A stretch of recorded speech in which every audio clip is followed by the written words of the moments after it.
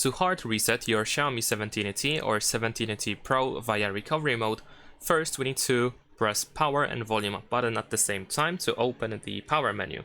And then once you see it, you just have to restart your phone. So slide this circle with 2 arrows into the reboot or restart option. And then once this circle disappears, you want to press and hold volume up button. And you want to keep holding it all the time until you see the recovery mode. So even if you see Xiaomi logo, you just want to keep holding. There we go. And now we are in the recovery menu. In here we navigate by using volume buttons, so you want to select wipe data and confirm by pressing the power button. Then over here you want to choose to wipe all data and confirm again by using the power button over here. And that is pretty much it. Now in case you go back to this main menu over here, after resetting everything, then you want to choose the reboot option to restart your phone and go back to the normal mode. That is pretty much it. Leave a like and subscribe.